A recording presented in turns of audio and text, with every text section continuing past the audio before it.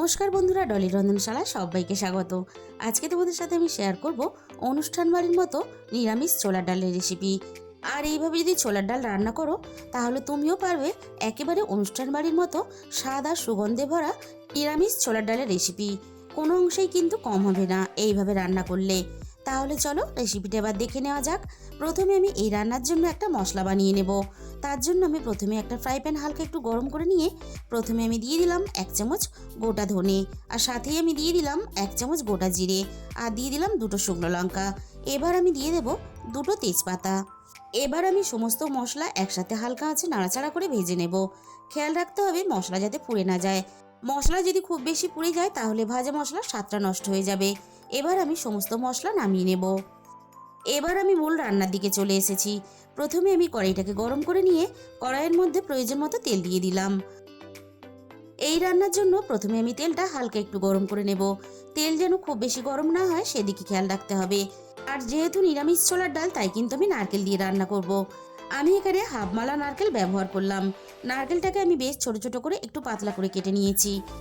এবার আমি গ্যাসের ফ্লেমটা একেবারে লোতে রেখে নারকেলগুলো নাড়াচাড়া করে হালকা একটু ভেজে নেব। নারকেল কিন্তু খুব বেশি ভাজা যাবে না, তাহলে নারকেল থেকে নারকেল তেলের একটা গন্ধ ছেড়ে দেবে। আর নারকেলের সাথেই আমি দিয়ে দিলাম 1 মুঠো কাজু বাদাম আর কিশমিশ মিশিয়ে। কাজু বাদাম আর কিশমিশ দিলে তাহলে বাচ্চারাও খেতে পছন্দ করবে, আর তার সাথে সাথে বড়দেরও মুখের মধ্যে পড়লে তাহলে খেতে ভালো লাগবে। তবে কিশমিশ আর কাজু বাদামটা পুরোপুরি অপশনাল, তোমরা চাইলে দিতেও পারো নাও দিতে পারো। আমি মিনিট 3-4 মতো সবকিছু একসাথে ভেজে নিলাম। এবার আমি নামিয়ে নিলাম। এবার ওই একই তেলের মধ্যে প্রথমে আমি ফোড়নে দিয়ে দেব অল্প একটু গোটা জিরে,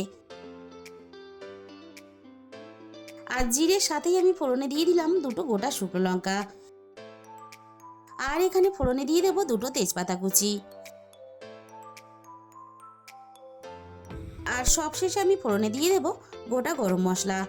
আমি এখানে 3টে এলাচ, 4টে লবঙ্গ আর ডালচিনি ব্যবহার করেছি। আর আমি এখানে ডালচিনির পরিমাণটা একটু বেশি ব্যবহার করেছি। ডালচিনির পরিমাণটা একটু বেশি ব্যবহার করলে তাহলে গন্ধটা খুব ভালো আসবে। আমি সব কিছু একসাথে বেশ ভালোভাবে ভেজে নিয়ে এবার আমি এখানে দিয়ে দিলাম একটা ছোট সাইজের টমেটো কুচি, আর সাথেই আমি এখানে দিয়ে দেব আদা আর কাঁচা লঙ্কা। আমি এখানে আদা আর কাঁচা লঙ্কাটা থেতো করে ব্যবহার করেছি, কারণ অনুষ্ঠান বাড়িতে কিন্তু এইভাবে আদা আর কাঁচা লঙ্কাটা থেতো করেই ব্যবহার করা হয়। এবার আমি সব কিছু একসাথে নাড়াচাড়া করে বেশ ভালোভাবে ভেজে নেব, আদা আর টমেটোর কাঁচা গন্ধটা চলে যাওয়া পর্যন্ত। আমি সব কিছু মিনিট খানেকের মতো ভালোভাবে ভেজে নিলাম। এবার আমি এখানে অল্প একটু জল দিয়ে দেব, যাতে গুঁড়ো মশলাগুলো দেওয়ার সাথে সাথে পুড়ে না যায়। এবার আমি এক এক রান্নার গুঁড়ো মশলাগুলো দিয়ে দেব। প্রথমে আমি দিয়ে দিলাম অল্প একটু হিং। এবার আমি এখানে দিয়ে দেব রান্নার প্রয়োজন মতো হলুদের গুঁড়ো। আর নিরামিষ ছোলার ডালে অল্প একটু হিং অবশ্যই ব্যবহার করবে। অনেক সময় তেলের মধ্যে হিং দিলে পুড়ে যায়, এতে রান্নার স্বাদটা কিন্তু নষ্ট হয়ে যায়। তাই অল্প একটু জল দিয়ে সমস্ত গুঁড়ো মশলার সাথে যদি হিংটা ব্যবহার করা হয় তাহলে কিন্তু হিংটা পুড়ে যাওয়ার ভয় থাকবে না। আমি সমস্ত মশলা একসাথে নাড়াচাড়া করে বেশ ভালোভাবে কষিয়ে নিয়েছি। আর আমি কিন্তু এখন রান্নাতে লবণ ব্যবহার করলাম না, যেহেতু আমি ছোলার ডালটা লবণ দিয়ে সিদ্ধ করে নিয়েছিলাম, তাই কিন্তু আমি রান্নাতে এখন লবণ ব্যবহার করলাম না। যদি পরে প্রয়োজন হয় তাহলে লবণটা ব্যবহার করব। আর ছোলার ডাল সিদ্ধ করার সময় অবশ্যই কিন্তু লবণ দিয়ে সিদ্ধ করবে, তাহলে ডালের মধ্যে সুন্দরভাবে লবণটা চলে যাবে, আর তার জন্য ডালটাও খেতে ভালো লাগবে। আর ডালটা দেখো আমি বেশ ভালোভাবে সিদ্ধও হয়ে গেছে, আবার বেশ গোটাও আছে, এরকম করেই আমি সিদ্ধ করে নিয়েছি। এবার আমি মশলার সাথে ডালটা নাড়াচাড়া করে মিনিট 4-5 মতো কষিয়ে নেব। ডাল কিন্তু আমি খুব বেশি কষাবো না, সিদ্ধ ডাল খুব বেশি কিন্তু মশলার সাথে কষালে তাহলে ডালটা অনেকটা ঘন্ট হয়ে যাবে। ডাল আমি বেশ ভালোভাবে কষিয়ে নিয়ে এবার আমি ডালের মধ্যে দিয়ে দিলাম স্বাদ মতো চিনি। আর চিনির পরিমাণটা আমি একটু বেশি দিলাম, যেহেতু নিরামিষ ছোলার ডাল তাই একটু মিষ্টি মিষ্টি হলে খেতে বেশি ভালো লাগবে। তবে অবশ্যই তোমরা চিনিটা নিজেদের স্বাদ মতো ব্যবহার করবে। আমি চিনিটাকে নাড়াচাড়া করে খুব ভালোভাবে মিশিয়ে দিলাম। এবারে আমি রান্নার মধ্যে জল দিয়ে দেব। আর আমি কিন্তু এখানে জলটা উষ্ণ গরম করে ব্যবহার করেছি। উষ্ণ গরম জল ব্যবহার করলে তাহলে ডালের স্বাদটা বজায় থাকবে। আর জলের পরিমাণটা কিন্তু আমি এখানে একটু বেশি দিলাম, কারণ রান্নাটা ঠান্ডা হওয়ার পরে অনেকটা কিন্তু বসে যাবে। এবার আমি খুব ভালোভাবে একসাথে সব কিছু মিশিয়ে দিলাম। রান্নাটা বেশ ভালোভাবে ফুটে উঠেছে। আর লবণটা আমি একটু চেক করে নিয়েছিলাম, লবণের একটু প্রয়োজন আছে, তাই আমি আরও একটু স্বাদ মতো লবণ দিয়ে দিলাম। আর লবণের সাথেই আমি এখানে ভেজে রাখা কাজু, কিশমিশ আর নারকেলটাকে দিয়ে দিলাম। আবারও আমি সব কিছু বেশ ভালোভাবে একসাথে মিশিয়ে দেব। আর তার সাথে সাথে রান্নাটা আমি ভালোভাবে করে নেব। মিনিট 10-15 মতো আমি রান্নাটা বেশ ভালোভাবে করে নিয়েছি। আমি যে ভাজা মশলাটা আগে থেকে রেডি করে রেখেছিলাম, এবার আমি রান্নার মধ্যে দিয়ে দেব। আর এই ভাজা মশলাটা দেওয়ার জন্য রান্নার স্বাদ কিন্তু দ্বিগুণ হয়ে গেল।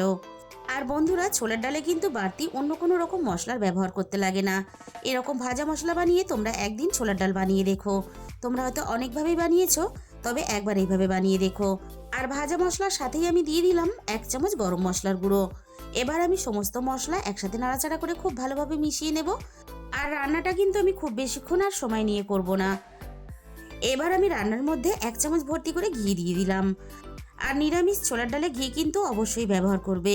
ঘি না দিলে কিন্তু রান্নাটা অসম্পূর্ণ থেকে যাবে। আর ডালটা কিন্তু আমি এরকম একটু পাতলা রেখেই নামাবো। আমি আগেই বলেছি ডাল ঠান্ডা হওয়ার পরে অনেকটাই বসে যাবে। এবার আমি কড়াইটা 5 মিনিটের জন্য ঢাকা দিয়ে দিলাম। তাহলে বন্ধুরা, একদিন হলেও তোমরা ছোলার ডাল এইভাবে রান্না করে খেয়ে দেখো। নিরামিষ অনুষ্ঠান বাড়ির স্বাদের থেকে কিন্তু কিছু কম হবে না। তাহলে বন্ধুরা, আজকের রেসিপিটা শেষ পর্যন্ত দেখার পরে তোমাদের যদি ভালো লেগে থাকে তাহলে ভিডিওতে একটা লাইক করে দিও আর নিজেদের বন্ধুদের মধ্যে শেয়ার করে দিও।